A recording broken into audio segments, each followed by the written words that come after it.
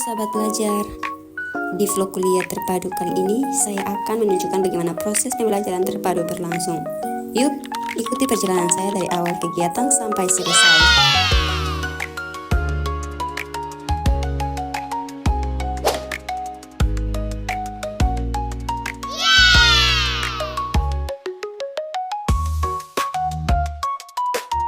Sekarang kami dalam perjalanan menuju Karaton Gunung Kawi. Di tengah perjalanan turun hujan, hingga kami harus menggunakan mantel agar kegiatan tetap berjalan lancar. Mari ikuti dokumentasi kami.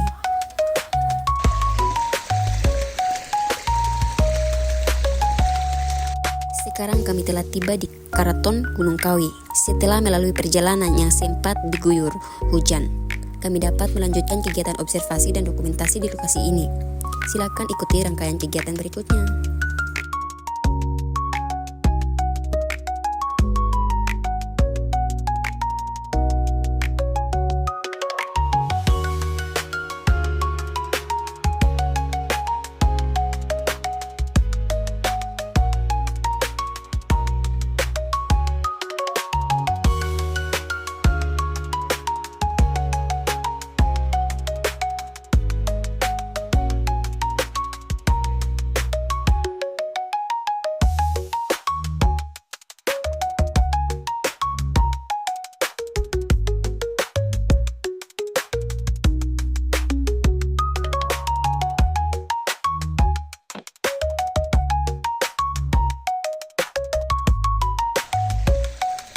Di sini kami diberi kesempatan untuk mengambil foto dan video dokumentasi sebelum kami mewawancarai Pak Sumarko selaku juru kunci Karaton Gunung Kawi.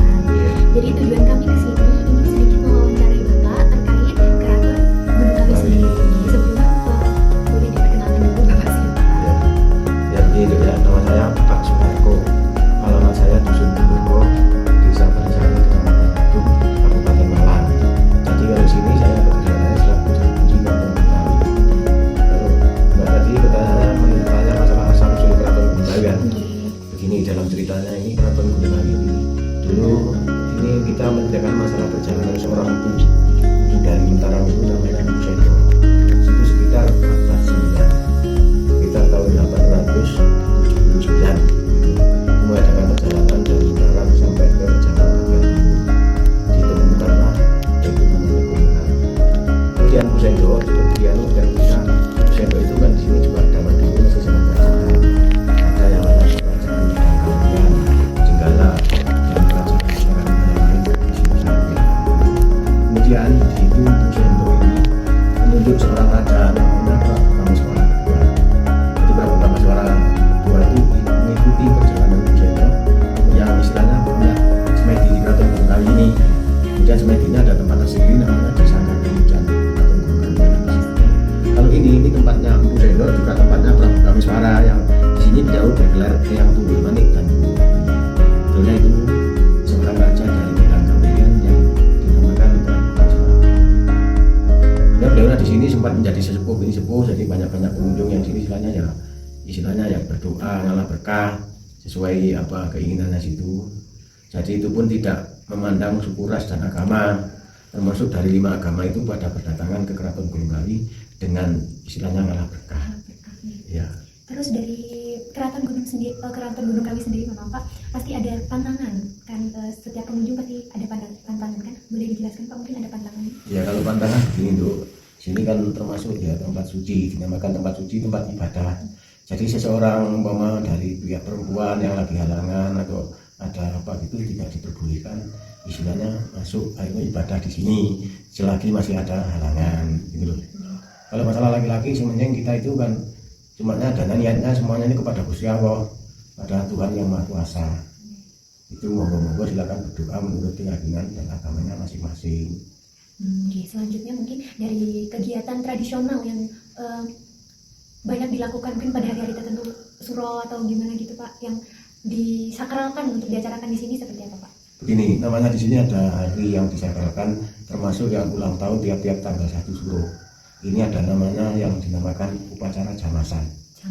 Jamasan itu termasuk memandikan pusaka bekas peninggalan, istilahnya yang Keraton Gunung Kawi sini, ya termasuk ada keris, ada dodok besi dan lain sebagainya, gamelan atau itu dimandikan di sini. Kemudian mandinya itu dinamakan tirta wening, jadi itu diambil dari 9 mata air tuh, yang untuk memandi di situ. Kemudian di hari itu juga diadakan upacara kirap namanya, kirap sesaji di tanggal 1 Suro itu juga diikuti seluruh pengunjung, baik dari 5 agama itu juga penduduk sekitar sini. Berarti masih toleransinya kuat gitu Pak? Masih luar biasa. Terus saya masuk tadi sangat terkesan dengan banyaknya seperti apa namanya itu Pak ya, kayak kalimat-kalimat Jawa gitu. Yeah. Salah satunya saya tadi membaca ada yang adigang, sama adiguno. Itu kalau boleh tahu artinya sendiri apa sih Pak? Adigang, adigung, adiguno itu kita tidak boleh istilahnya dalam perilaku itu suka sombong, istilahnya suka ingin menang sendiri, tidak boleh. Jadi kita disuruh berbuat kebaikan juga berguna untuk siapa saja. Jadi adigang, adigung, adiguno tidak boleh kita ini suria-ria. Misalnya pada seseorang ini harusnya ya yang handap asor, sopan santun, itu perlu kita jaga dulu. Terima kasih nih Pak, cukup memuaskan wawancaranya.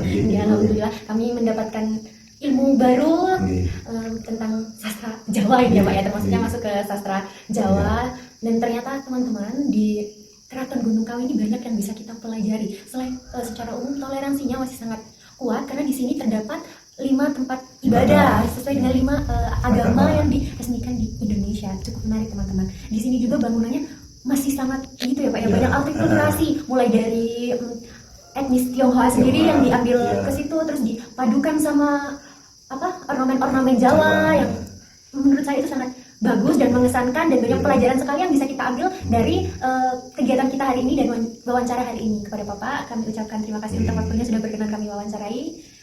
Ini sedikit saya menambah, jadi ini harapan dari kami selaku juru kunci pengelola Keraton Gunung Kawi sebagai Mbak ini kan termasuk generasi penerus. Jangan nanti tolong jadi budaya yang istilahnya khas ini mohon dilestarikan untuk sampai di hari-hari yang akan datang, generasi yang akan datang ini. Matur suwun atas wejangannya ya Pak. Jadi teman-teman, pesan dari Bapak juru kunci sendiri, kita sebagai generasi muda diharapkan bisa menjadi penerus untuk tradisi-tradisi yang ada di Indonesia ini. Karena sebagian besar dari kita sendiri banyak sekali meremehkan tentang tradisi-tradisi di sekitar kita. Kita tidak menyadari bahwa tradisi-tradisi